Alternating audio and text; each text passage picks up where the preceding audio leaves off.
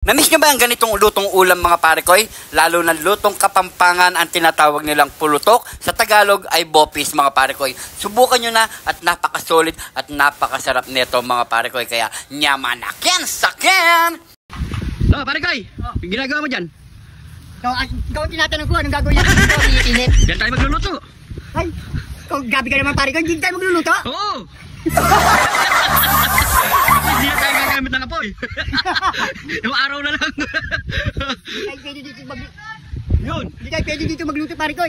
Bakit? Kasi mainit. Malusunog tayo. Matutunog. Parang bro, ang galing mo sumayo ngayon pare ko ya. Nag-practice kayo, nakita kita sa bahay eh. Paano yun? Sayo mo? Yummy. Oo. Ano? Paano nga yun? Sige nga, pakita mo yung mga kapare ko natin. Sayo muna pare ko, ako na magkakanta. Yun. Sige nga, galingin mo ha. Sige, ano masasabi mo sa mga kapare ko natin?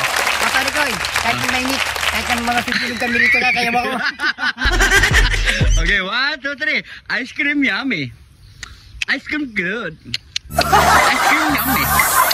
Ice cream good. Ice cream yummy.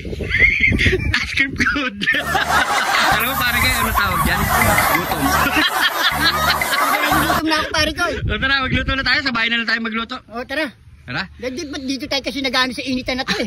Malay ko, kanina malilim eh. Bigla kuminit. Tara. Tara. Meron tayo ditong kalahating kilo ng baga ng baboy mga pare koy. At nakaredy na rin ang ating bawang, sibuyas, lemon at pamintang durog, kidlat ni John TV at siyempre L'Oreal, siling green at nahiwalay na rin tayong pabilog na sibuyas mga pare koy. Meron din tayong patis na gagamitin. So ang gagawin natin ibang version ng pulutok or bopis sa Tagalog mga pare koy. Pulutok kapampangan na gagawin natin. So mga pare koy, gagamit tayo ng lemon instead na suka. Pwede rin mga pare koy. So mas masarap to at malinam ng mga pare koy. So unang gagawin natin, lagyan natin ang baga ng baboy. Yan. So dito na natin pipigayin mga pare koy ng lemon. Ito tinatawag nilang dalaya sa kapampangan. Yan.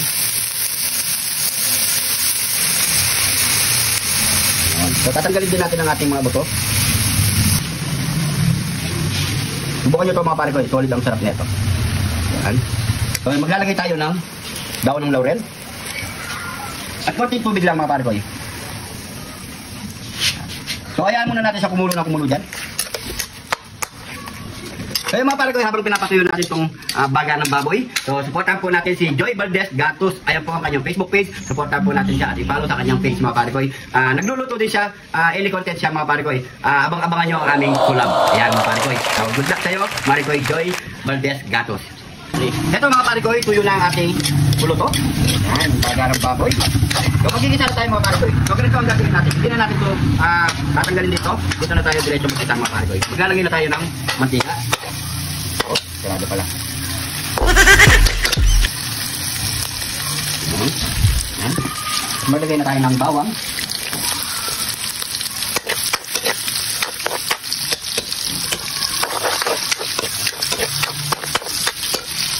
Sibuyas.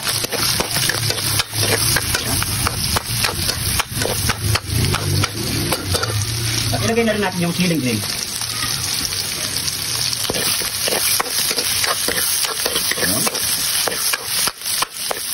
Ihalo na natin yan dito.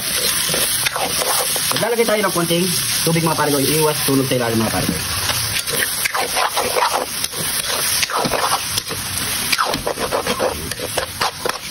So maglagay tayo ng patis pang palinamnam. Maglagay tayo ng pamintang durog. At seasoning. Ilagay lang natin yan.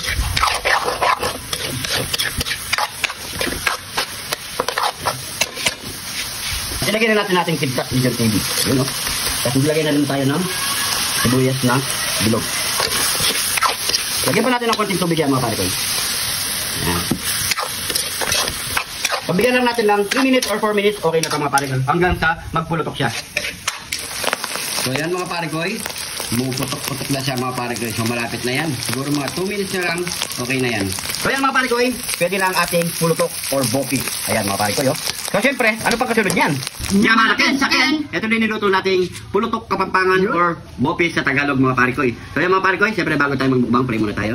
Thank you, Lord, sa napakasarap na pagkain na ito, Lord. Bless po yung viewers namin, Lord. Bless po yung sumusupport sa amin, Lord. Bless po yung family ko namin, Lord, in Jesus' name.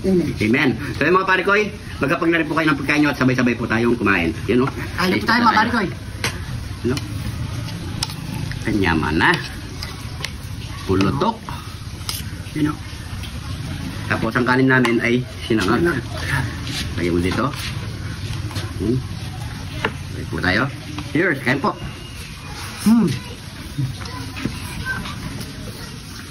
Solid. Sarap.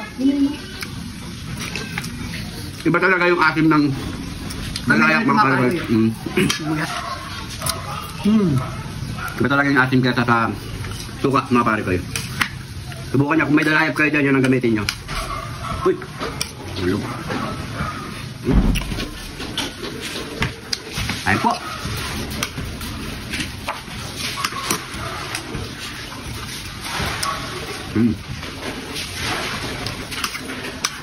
Sarap.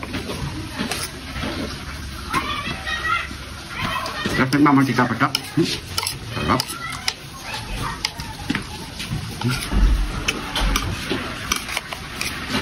Ang sarap o, mga nito.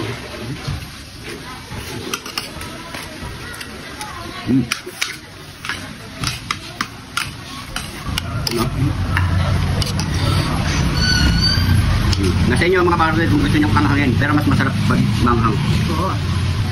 Ah. Yan po. Balik.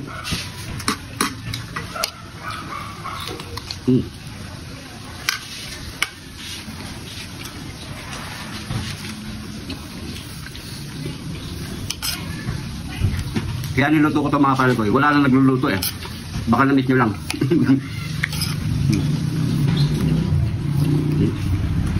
Tapos sa kanin.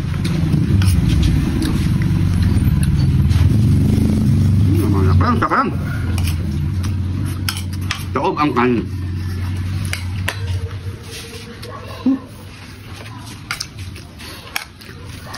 Dito mga parikoy. Nakakagutom na parikoy. Nyamanan eh.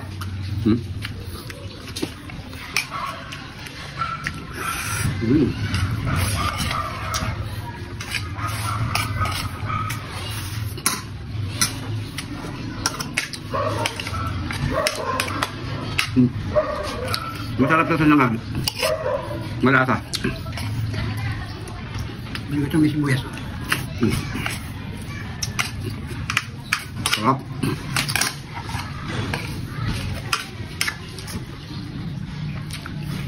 Kain na po tayo.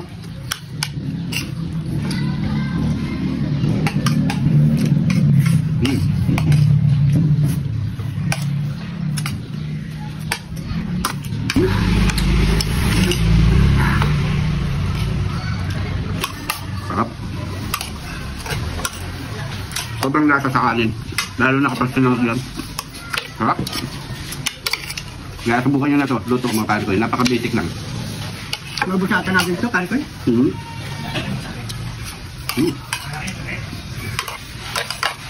Sarap.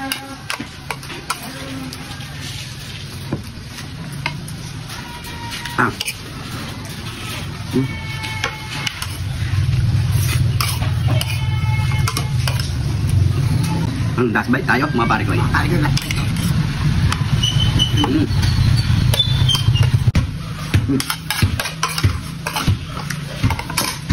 Sabay mo ng malamig na ko.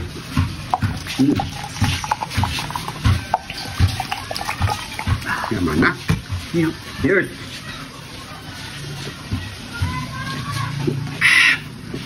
Uy, thank you Lord. So yan mga parikoy, siyempre meron pa tayong kasama dito. Maraming salamat sa panonood. Salamat At kung nagustuhan niyo itong video na to, pakishare na lang mga parikoy. Kung hindi ka pa naka-follow, mag-follow na. Paki-comment kung saan umabot ang ating video para alam natin mga parikoy. Maraming salamat sa mga bagong followers natin dyan. Welcome na welcome po kayo. So siguro hanggang dito na lang. Ingat po kayo lagi dyan. God bless po.